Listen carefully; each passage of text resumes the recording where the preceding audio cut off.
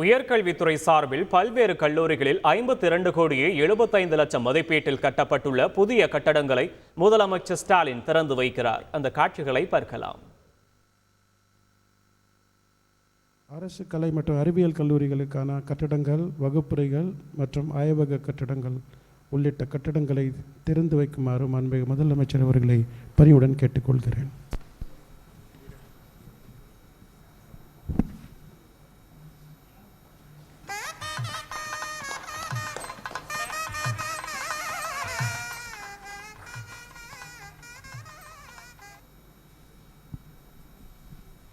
உயர்கல்வி வளர்ச்சியில் இந்திய நாட்டிற்கே முன்னோடியாக உள்ள நமது தமிழ்நாடு உயர்கல்வியின் நவீன வளர்ச்சிக்கு ஏற்ப மாணாக்கர்களை உருவாக்கி அதன் பயன்களை கடைக்கோடி இளைஞர்களுக்கும் ஏழை எளிய மாணாக்கர்களுக்கும் வழங்கி அவர்களை அதிகாரம் பெற்ற வாழ்வு தளத்திற்கு கொண்டு வரும் நோக்கில் தமிழ்நாடு அரசு உயர்கல்வியில் அனைவருக்குமான புத்தாக்கம் பெற்ற வலிமையான கட்டமைப்பை தொடர்ந்து உருவாக்கி வருகிறது. அதன் ஒரு பகுதியாக தமிழ்நாடு உயர்கல்வித்துறை பல்வேறு மாவட்டங்களில் உள்ள அரசு கல்லூரிகளில் 5 பணிகளுக்காக மொத்தம் 52 கோடியே 75 லட்சத்து 80,000 ரூபாய் செலவில் 3 கலை மற்றும் அறிவியல் கல்லூரியில் முதன்மை கட்டடங்கள் மற்றும் வெவ்வேறு மாவட்டங்களில் உள்ள தொழில்நுட்ப கல்லூரி மற்றும் அரசு கலை கல்லூரிகளில் 15 கூடுதல் வகுப்பறைகள் மற்றும் 18 ஆய்வக கட்டடங்கள் போன்ற அத்தியாவசிய கட்டடங்களை கட்டியுள்ளது. மாண்புமிகு தமிழ்நாடு முதலமைச்சர் அவர்கள் தங்கள் பொற்கரங்களால்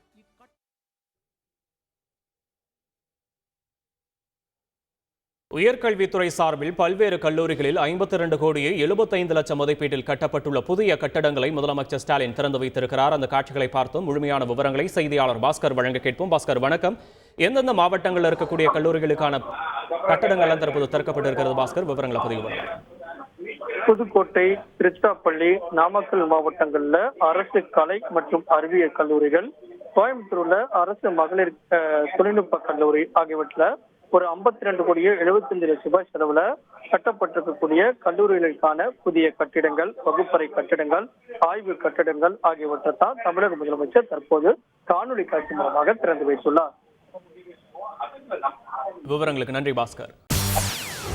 செய்திகளை உடனுக்குடன் தெரிந்து கொள்ள உடனே சப்ஸ்கிரைப் பண்ணுங்க.